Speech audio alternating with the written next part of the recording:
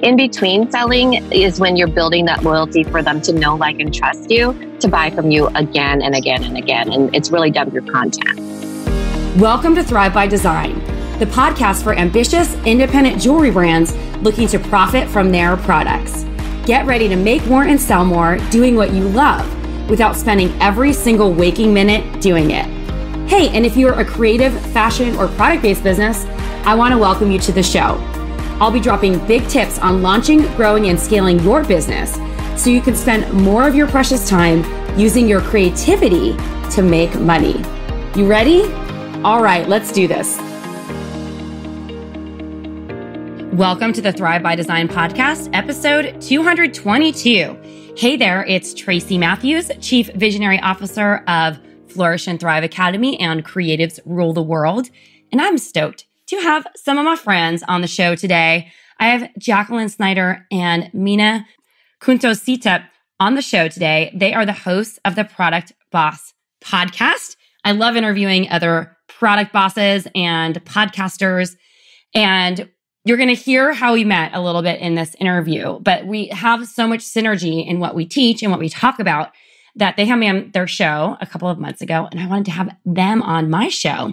And since we teach a lot of things that are very similar, it's always awesome when you get to hear a different perspective. And in particular, when it comes to content marketing, I know that a lot of you who are listening to the show get overwhelmed because you don't know what to actually create or post or do and all the things. And it becomes frustrating, and you might not even know what the next step is. So today we're going to be talking about the 3 pillars of product content that you can use on all of your social and email channels. It's going to be awesome. I'm really excited about it. This episode is fantastic, and you're going to love hearing from Jack and Minna. The other thing I wanted to talk about is we just finished up our last intake of SOS, our coaching program. And it was so fun because today Jess interviewed, and I'm recording this the day that we actually recorded the interview, but you heard this last week. Jess interviewed one of our students, Mary Ann Seville, and she is awesome. You know, she was terrified to make the investment in her jewelry business and to invest in a program like SOS. And her business has grown so much over the last few years. It's been epic. So if you haven't listened to episode 221 yet, I want you to go back and listen to it because I think you'll be really inspired of what's possible, especially if you're doing more than one thing or you're kind of wondering, like, what do you need to do to actually get work done? She's talked about how she reframed her mindset, how she kind of got through some of those difficult times when she felt challenged by her business, and how she got re-inspired to actually love her business again. And the result of that, when you can do all those things properly, is that your sales and revenue increase, and so do your profits, which is super exciting. So if you're interested in getting on the wait list for the program and or applying for a strategy session, we'd love to invite you over to flourishthriveacademy.com/SOS now. Over there, you can get on the wait list for the program and see what it's all about. Because at the end of the day, what we're really trying to do is to explore how we can help your business. So if you're someone who's already doing at least $40,000 a year or a minimum of $4,000 or so a month, and you have big desires and dreams to do multiple 6 figures or 7 figures in revenue, this program is really greatly suited for people who are already at that 6+ figure mark, who are trying to really scale their sales. But if you're ambitious and you're really ready to take off and fly with your business, we want to invite you to book one of these calls. On this call, it's really an exploration to see if how the program can help you. And when you get on the wait list to apply, you'll be first in line the next time that we open up some slots. We're going to be talking about your 3-year vision for your business. So this is your time to really paint that picture of what it is that you're trying to create. Then we're going to talk a little bit more about your business now and some of the realities of what's going on. And then we're going to share or kind of dive deep into some of those roadblocks or things that you're really struggling with to get to the next level. And you're going to walk away from this call with a really clear path. And we're also going to share with you if we think the program is a good fit or not. And we're going to talk a little bit more about that. And if not, you have this clear roadmap for you to move forward and carry on, my friend. So let's do this.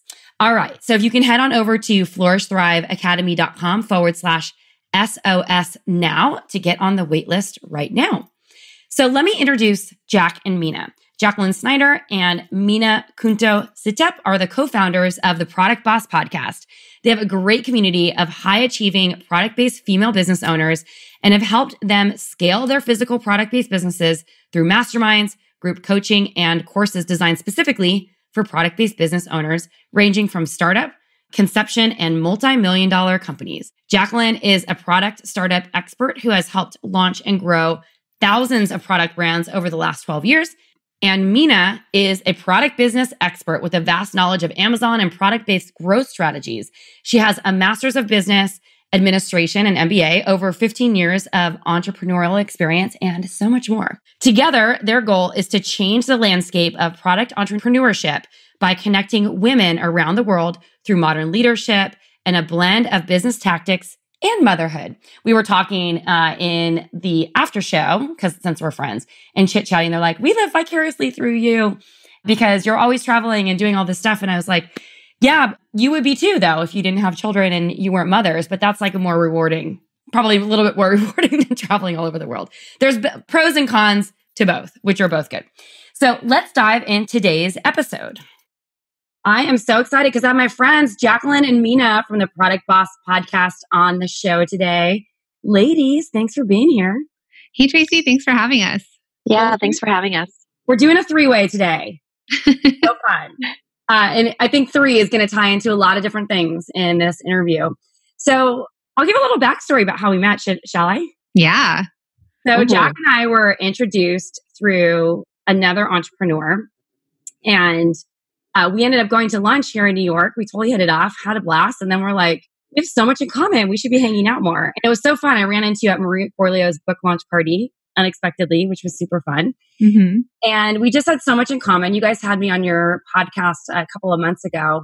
And I've just been so excited to have you on this show because we have very aligned messages and businesses, but just in different niches. So it's super fun to have you guys. And then we met Minna. I didn't even meet you till I was on the podcast, but I'd heard so much about you because you have an amazing business on Amazon. So I'm excited for you guys to share some of your backstory. So why don't we get started and dive into that and talk about like how you guys started the Product Boss and your other businesses. Sure. So this is Jacqueline, and we're both co-hosts of the Product Boss podcast. But my background is I'm actually a fashion designer by trade. I've worked for bigger businesses as a designer.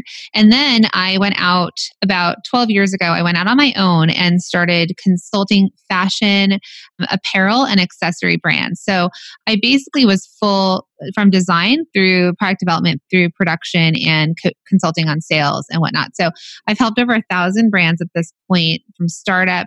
People have really cool ideas that don't know what they're doing, and they need someone to kind of take them through every single step of it. And from consulting, now I moved on to full-on virtual consulting. This is through Designer Consulting Co-op, because both Minna and I both have two businesses, one together and both our own separate businesses. And so I still consult fashion brands. And then we started the Product Boss together, which is actually a podcast geared towards all product-based entrepreneurs. So all of us that are having to design, develop, and produce and sit on inventory of product and sell physical products. So outside of this, we're also speaking to the same listeners where we're not talking service, we're talking physical product. Right. And like Jacqueline mentioned, I own my own product business. It's called Lil Labels. We sell waterproof labels for baby bottles and daycare, and for clothing. Typically, parents use it for daycare. So it really took off on Amazon, Walmart, Jet. Jacqueline usually refers to wholesale as her love language.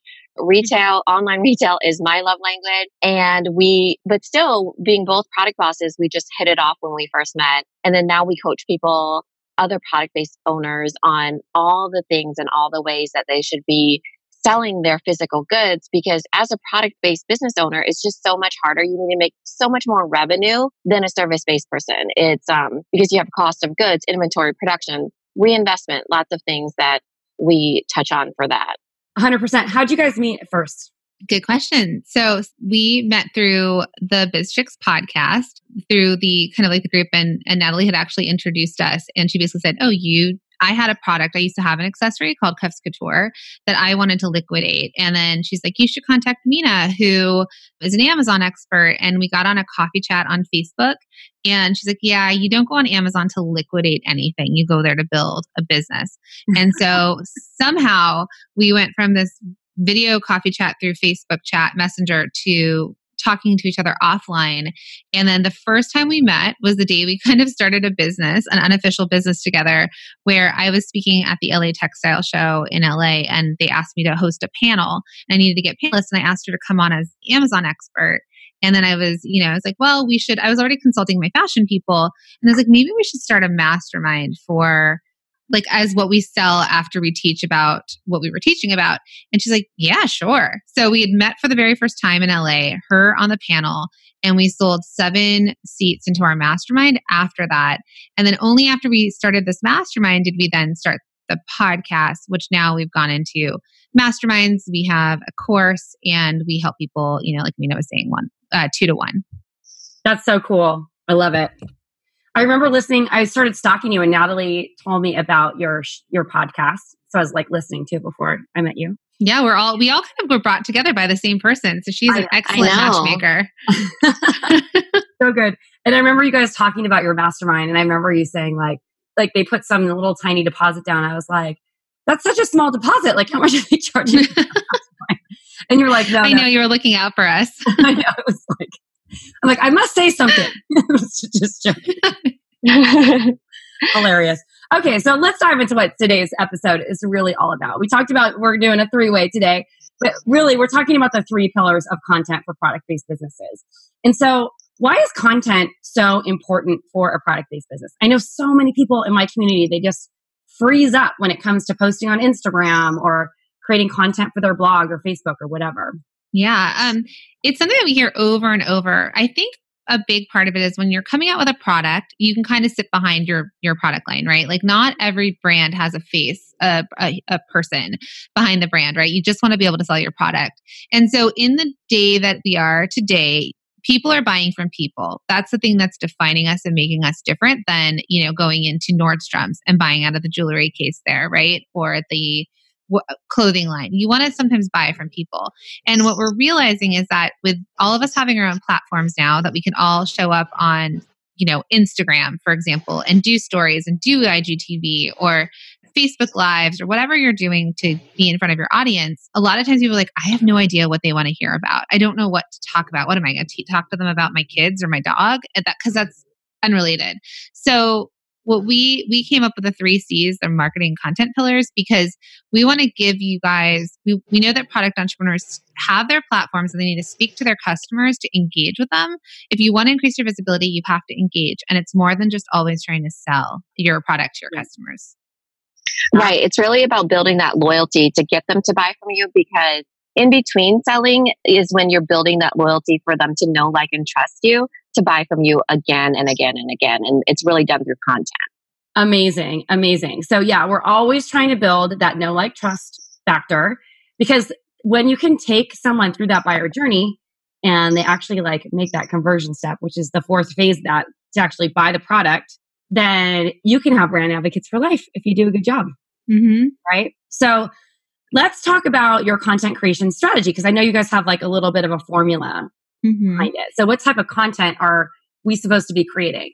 Minna, do you want to go first? Yeah, I'll go first, just because I think this one is the most relatable. When people think about content, they think about calendar content. And that is the first C in our 3 C's of content.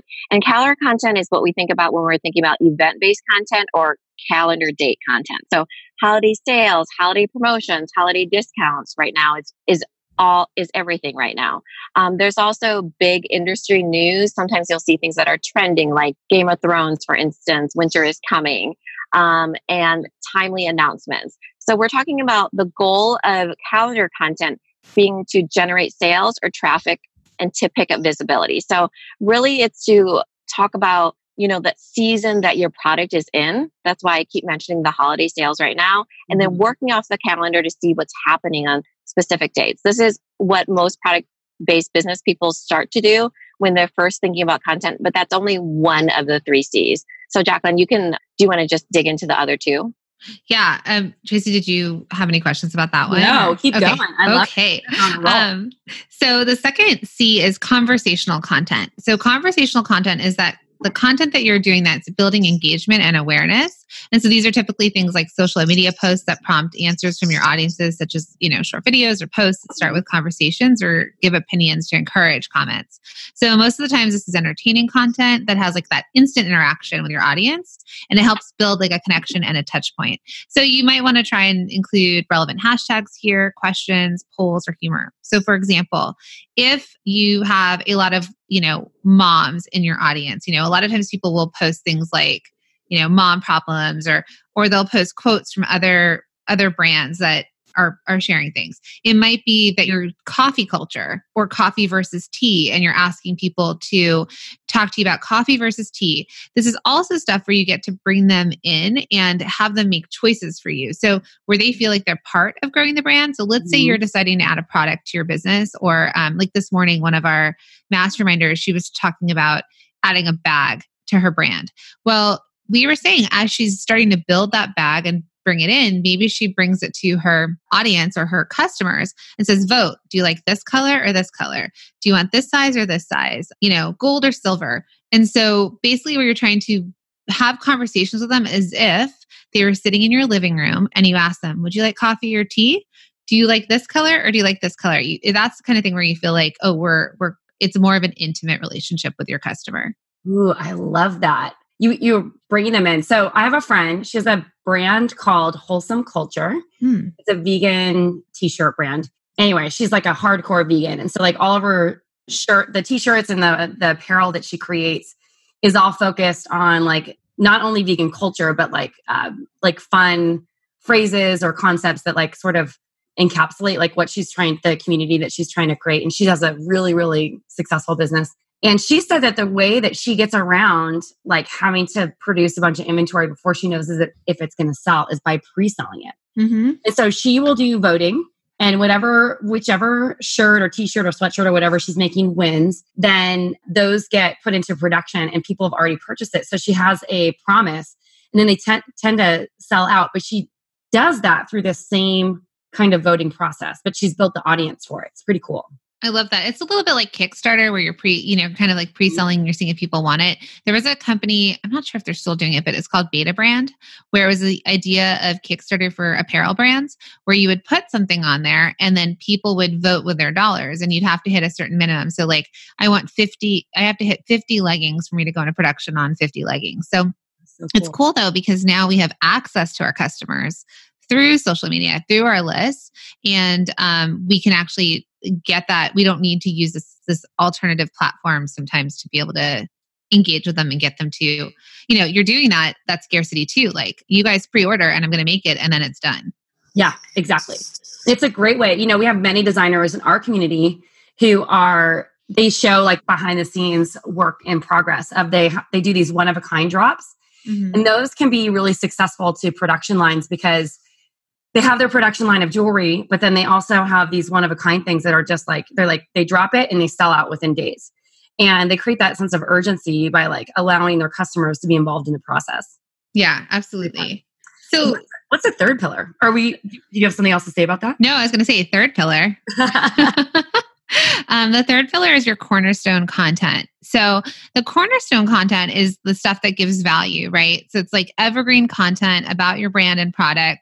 So things could be like how-to posts, educational blogs, infographics, behind-the-scenes videos, case studies, testimonials. And you want to make this educational or informational content based on sometimes like your product keywords or your client avatars aligned interests. Mm-hmm. Someone that I see that does this really well is, I think it's called Rebecca and Genevieve. They're on Instagram. I had found her because she popped up in my IGTV and she had how to style your kitchen counters. And then another thing was like how to style how to, do a gallery wall or how to style your bed. Well, she sells rugs and pillows. And so when she was showing you how to have the most adorable kitchen counters, her rug was on the floor. When she was showing you how to style, how to actually like make your bed and make it look like you're in a hotel or, she was using her pillows. So she's creating content that is helpful to the end consumer that is like a how-to that you're adding value, but then it's also somewhat incorporating your brand. So you're coming back to them for something else, but it also supports what you're selling. Who was that again? I'm like obsessed. I want to hear about this. Let me look it up while Minna adds to this one. Okay, perfect. Because I want to say something about that. I'm like, my kitchen counters do not look that good. Right? But, the whole purpose is like captivating. I'm like, what is that? It is captivating. And that's why you should be asking yourself these 3 questions, whether or not you're doing conversational, calendar, or cornerstone, you should be always asking yourself these 3 things. Does it build know, like, and trust? Mm-hmm. Does it matter to my ideal customer avatar? Just exactly what you're talking about, Tracy. Is it intriguing to them, right? And third is, does it have a call to action? When we were talking about those polls earlier, it's because that call to action is so simple. That's why it's like the instant gratification, that instant engagement that you get with your customer. That's what they love on social media. So is there a call to action on every single thing that you're putting out there? So it's those 3 things that will really make your content matter to your customer and also be effective, because it's within one of those categories, but it's doing always those 3 things too. So, it's interesting. I love this. And I love that we're talking a little bit about using not only content to build know, like, trust, but like specifically video content when you were talking about these other people or this brand, which I can't remember the name now, Rebecca and something. So it's Rebecca and Genevieve. And I just sent it to you on Instagram DM. Okay, cool. So we'll add them in the link. So I want to like check it out.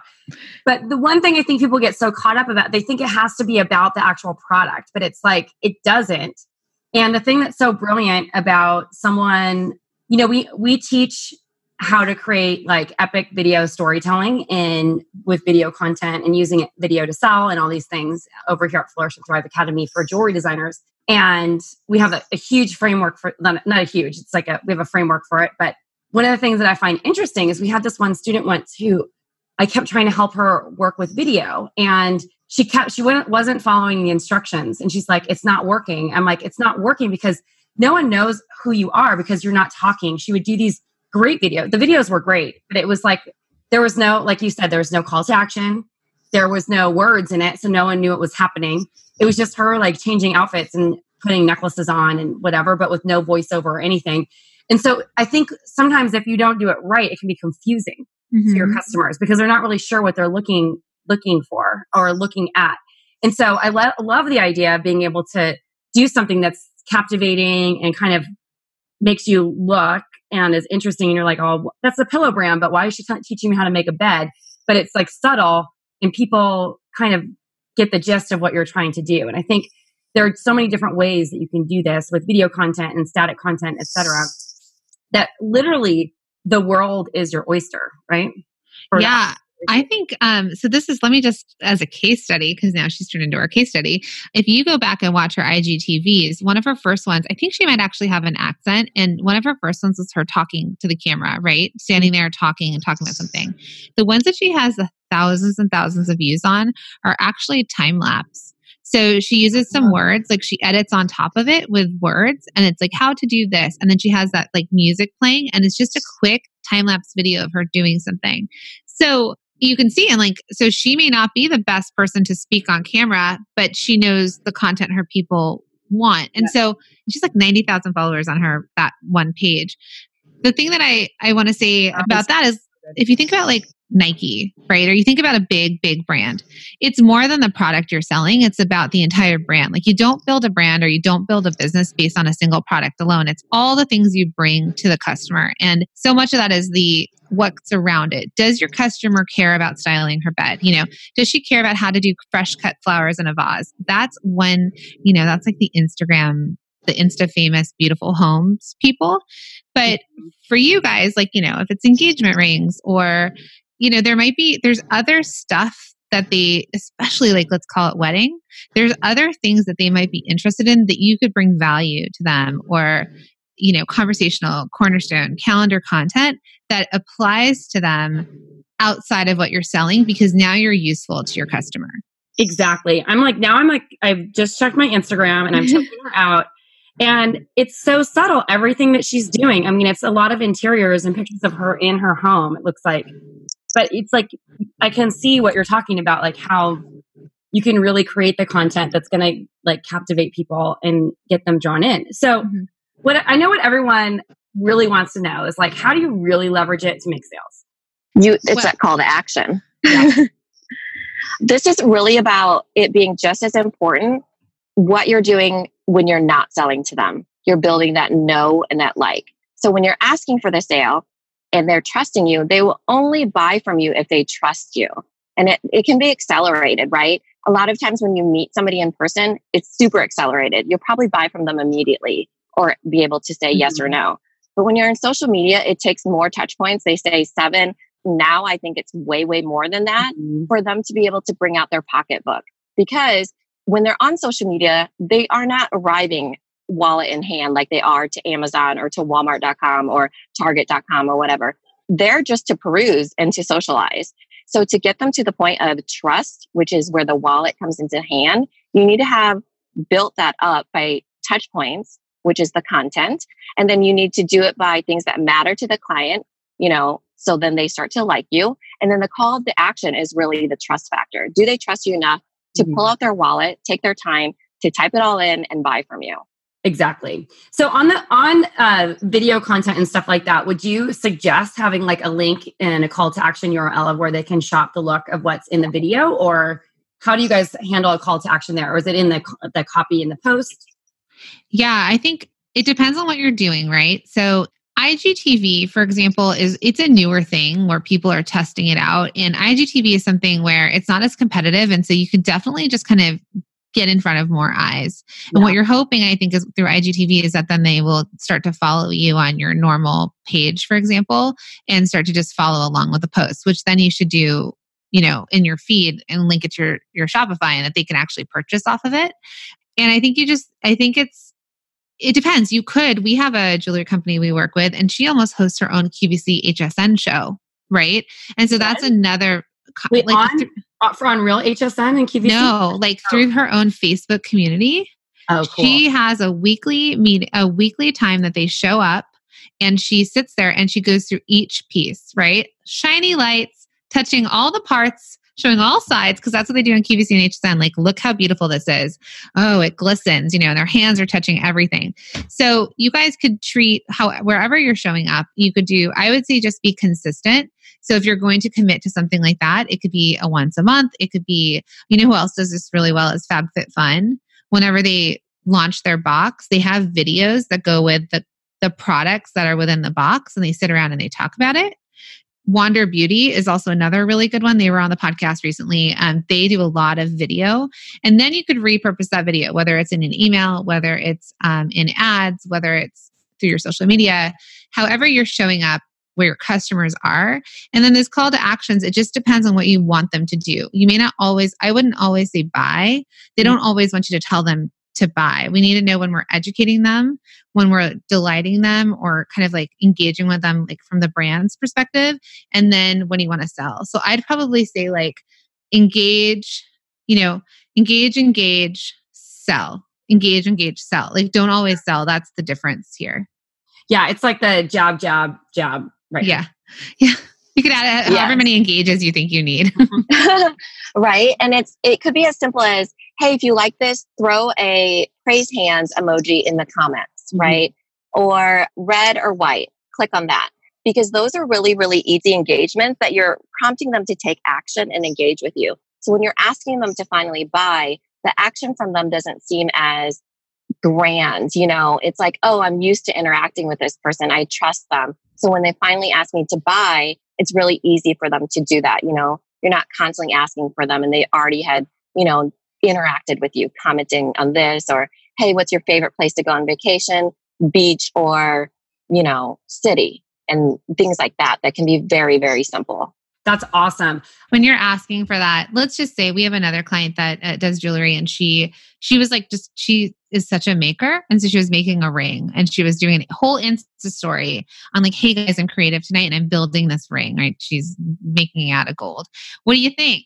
So first she was bringing in with them. It's that conversational, participate with me in my creation. What do you guys think? Do you love it? Would you buy it? And then she's polling them, right? Would you buy it? And then if they say, yeah, you could actually get into the DM, for example, because you can see it we're talking Instagram now, but you could see the people who say yes or no.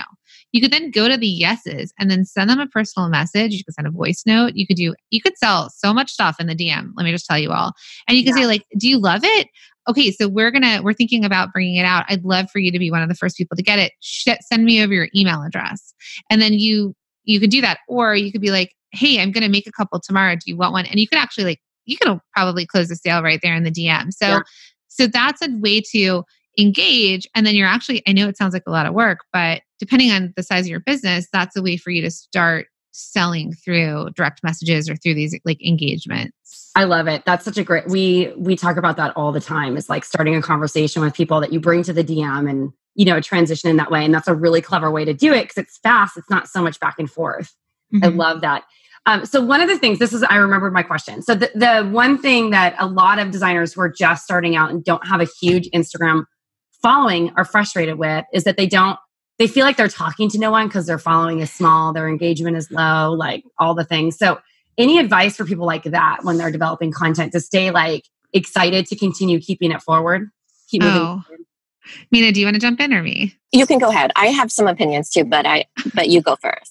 All right. So we are in a world, and Minna and I came up with our business like a couple of years ago. We are post algorithm working in our favor. So it is hard. Each person that we earn following us is hard.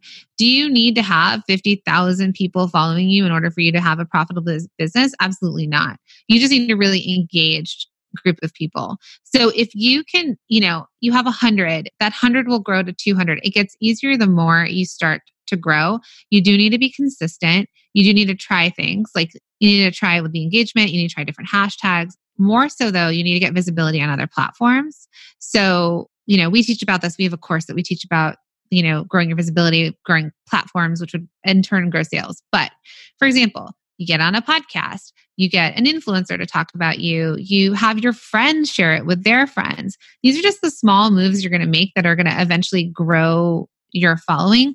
But no matter how many people you have, if you have 500 people following you and, 20% of those people are like real buyers, that's amazing. That's enough to start your ball rolling. And then you just keep growing from there.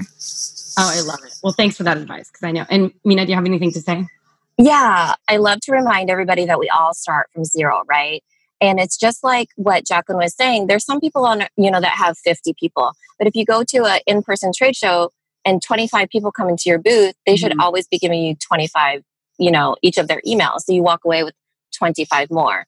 The nice thing about getting on all these different platforms, and you shouldn't be on all of them, trying to get on all of them all at once. Definitely focus, but try to leverage wherever you're at, right? It's like when people say, I really want to get on to Amazon. Why are people not buying my stuff on Amazon now that I'm on there? Well, you have to throw them some love, like send some traffic their way too, get the ball rolling. You always have to start that initial snowball, like what Jacqueline was saying. So once you get into Amazon, you can put an insert and you throw love to Instagram, let's say. It just becomes a really like you're building your own little puzzle and you're going where the eyes are and you're kind of making it all work. This is a way of utilizing like influencers, right? Influencers, we teach in our program how to audit the influencers because engagement is everything and it doesn't really matter. Also, discoverability. Are you doing anything for SEO? So I know I'm throwing a whole bunch of stuff at you guys, but the point is that once you become discoverable, then you engage. That's basically the best visibility that you can get to start the snowball. And it takes both those. Discoverability through organic, let's say SEO or being on Pinterest or whatever. Engaging, that's the part that we were talking about Instagram, prompting them, engaging with them. And then, that in turn turns into visibility that leads to sales. Oh, I love it. I love it. So good. This was so fun, you guys. I'm so glad we got to hang out again on the show. So tell me a little bit tell us where we can find you and listen to your podcast and all the things. Yeah. So since you're listening to us right now, just search at The Product Boss, or no, that's Instagram. So we're The Product Boss Podcast. Head over there for, more. You can hear Tracy on our podcast. We are at The Product Boss on Instagram and Facebook. And then our website is theproductboss.com. And so we would love to, also continue to support you guys. We love product people, and that's why we love you, Tracy. And we just really like to support everyone in this, in this category. Like everybody needs more information and more support. And I'm glad that we're both helping everyone do it. Well, I just adore you guys, and I'm so grateful and thankful to have you on the show. So thanks for being here today. Thank you. Thanks, Tracy. Thank you so much for listening to the show today. What a blast I had with Jack and Minna. We had so much fun. So I just wanted to say this, make sure that you go say hi to them, follow them, listen to their podcast because it's awesome. I love being on the show. You can find my episode as well. The other thing that I wanted to say is that if you're interested in learning more about our SOS coaching program and you want to get on the wait list for the next time that we open up enrollment or open up seats, head on over to flourishthriveacademy.com/SOS now. Get on the wait list and let's do this. I'm super excited to be here every single week. If you haven't listened to last week's episode, I think you'll be really inspired. And I'm really excited for next week's episode too. So stay tuned. Tracy Matthews signing off. Until next time. Thank you so much for listening to today's episode. It's my mission to help thousands of creative businesses inside and outside the jewelry space use their creativity to make money. Make sure that you're subscribed to Thrive by Design on iTunes, Spotify, Stitcher, and wherever podcasts are played. And we'd love to hear what you think. Please rate and review the show. And if you're inspired, please share this with your friends. Cheers to seeing you flourish and thrive.